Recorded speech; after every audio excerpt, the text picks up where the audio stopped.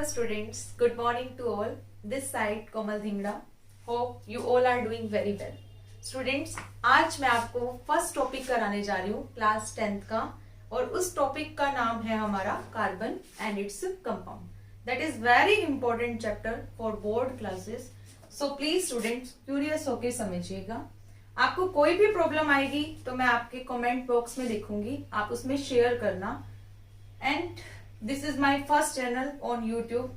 सो आप सभी इसको लाइक करना, शेयर करना, कमेंट करना एंड सब्सक्राइब करना. Thank you so much. देखिए student, carbon and its compound chapter is very important for you. Carbon and its compound आपको पता होना चाहिए बच्चों, ये हमारा ऑर्गेनिक केमिस्ट्री का बहुत इंपॉर्टेंट चैप्टर है. आप सबने स्टडी भी किया होगा बच्चों. हमारी जो केमिस्ट्री है उसकी 3 ब्रांचेस हैं. थोड़ा सा आपको बता देती हूँ इसके बारे में, ठीक है. केमिस्ट्री की 3 ब्रांचेस हैं. One is your organic, one is your inorganic and one is your physical. ठीक है बच्चों.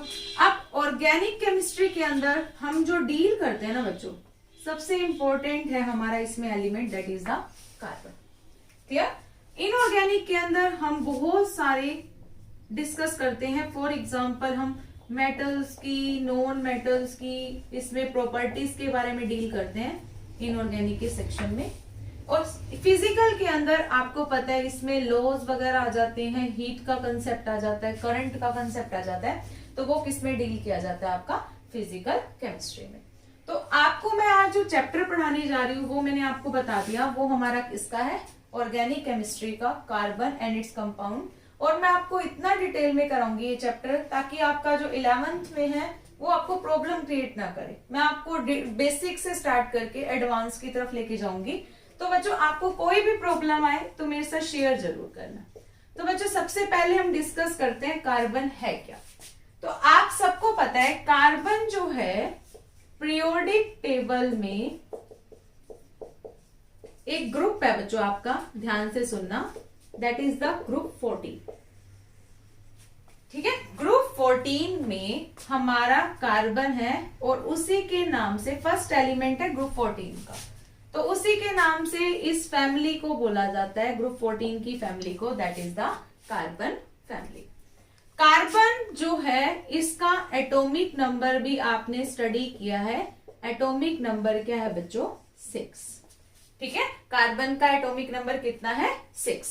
और जब आप इसको किसके टर्म में लिखते हो बच्चों? मैजिक नंबर के टर्म में. आप सबने 9th क्लास में भी पढ़ा होगा. मैजिक नंबर्स को ऐसे लिखा जाता है 2, 8, 8, 18, 32, इस टाइप से.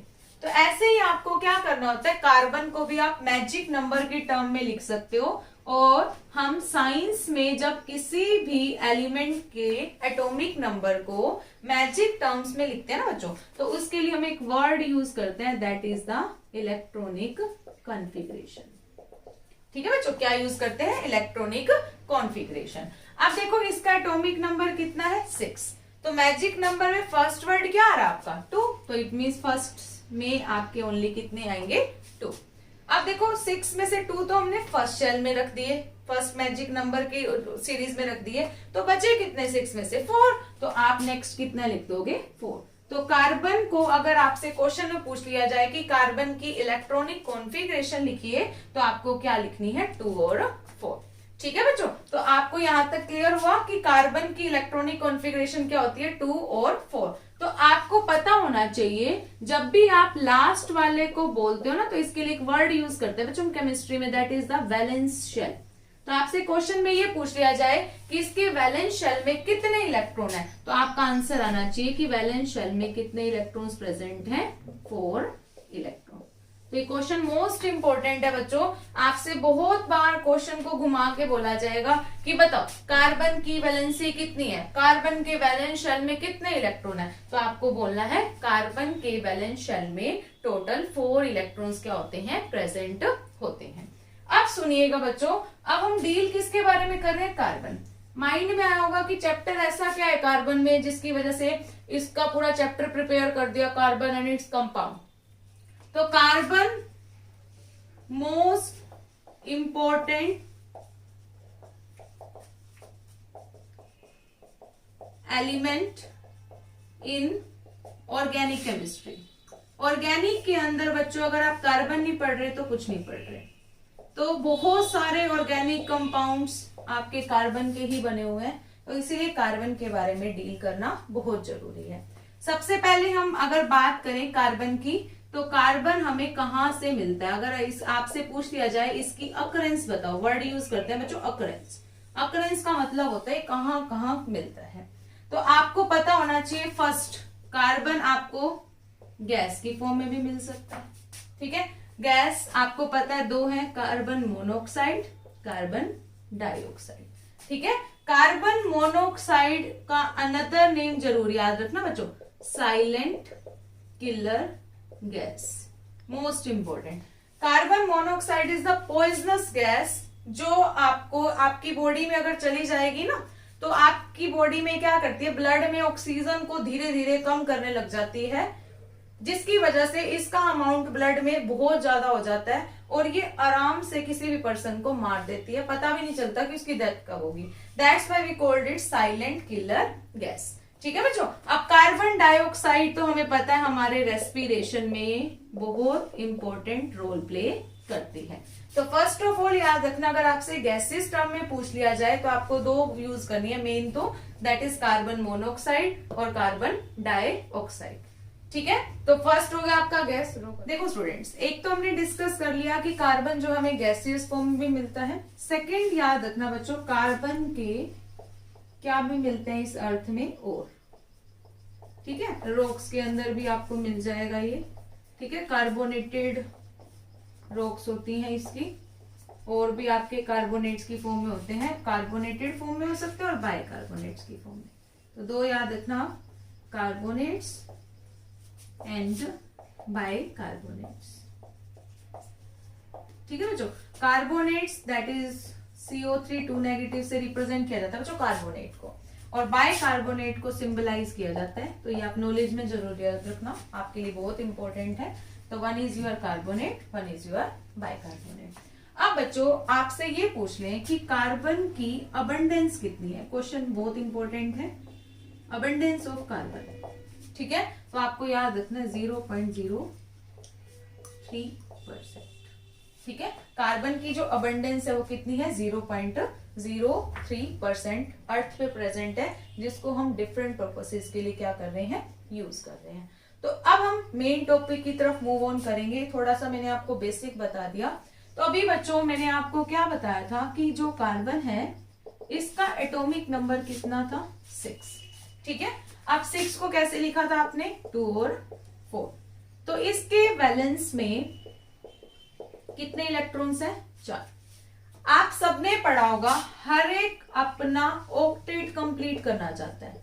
ठीक है बच्चों, ऑक्टेट का मीनिंग होता है 8, कि हर कोई चाहता है कि मैं अपने 8 इलेक्ट्रॉन पूरा कर लूं, 8 इलेक्ट्रॉन्स को पूरा कर लूं और स्टेबल हो जाऊं। देखो बच्चों, आपको क्लियर होना चाहिए, एक रूल आया था दैट इज ऑक्टेट रूल।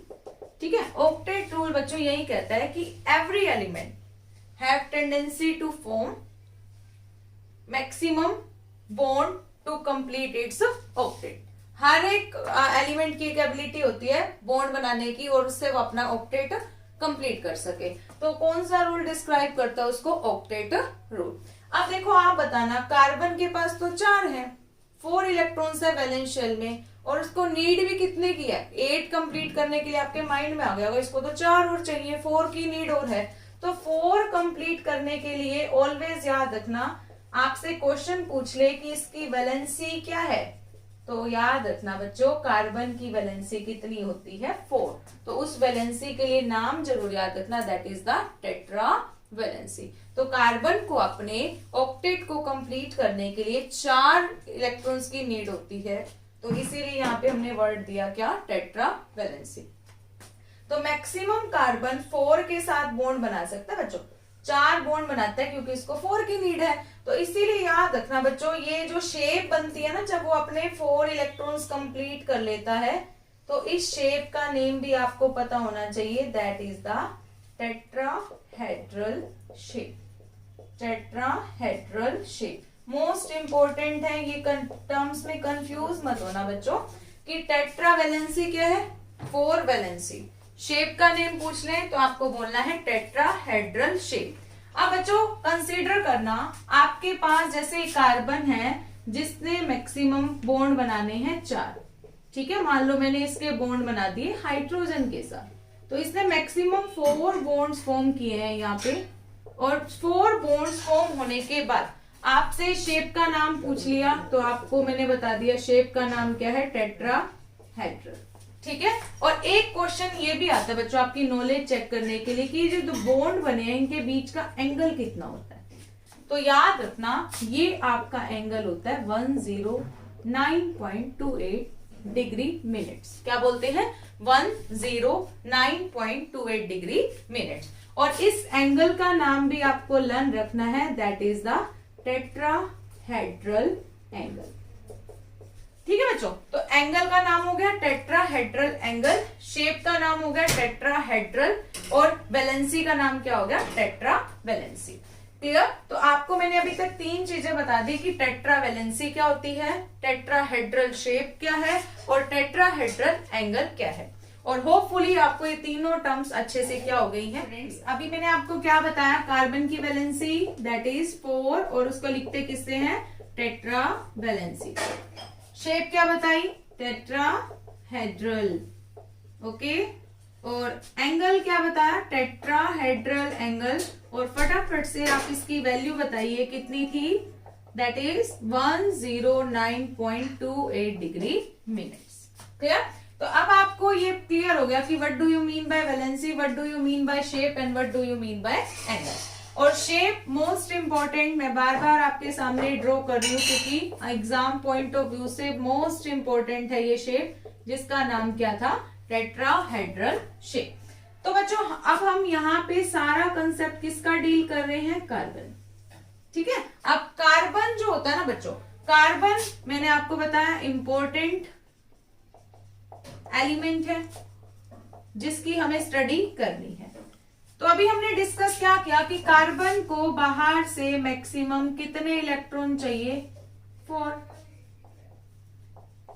है ना। Maximum 4 electron required to make 4 bonds to complete its octet. Octet को पूरा करने के लिए, स्टेबल होने के लिए इसको मैक्सिमम कितने चाहिए, 4।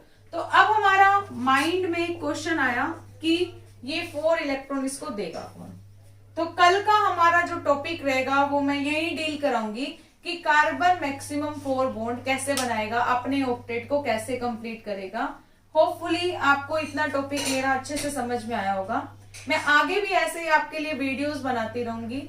आप कोई भी प्रॉब्लम हो कमेंट बॉक्स में ड्रॉप कर देना, मैं आपके हर एक क्वेश्चन का आंसर दूंगी। और मेरा फोकस ये रहेगा कि बच्चों मैं आपको बेसिक लेवल से एडवांस लेवल की तरफ लेके चलूं, ताकि आपको 11th क्लास में कोई प्रॉब्लम ना आए। मैं आपको अच्छे से आगे नेमिंग भी कराऊंगी, टाइप्स ऑफ रिएक्शन भी कराऊंगी, जितना डिटेल में हो सकेगा हम उतना करेंगे। और इवन स्टूडेंट्स मैं अपने नोट्स भी आपके साथ शेयर करूंगी, वो भी आप डाउनलोड कर लेना, आपकी बहुत हेल्प करेंगे। Thank you so much students. Please इस वीडियो को लाइक करना, शेयर करना, कमेंट करना, और मेरे चैनल को ग्रो अप के लिए सब्सक्राइब भी कर लेना। Thank you so much.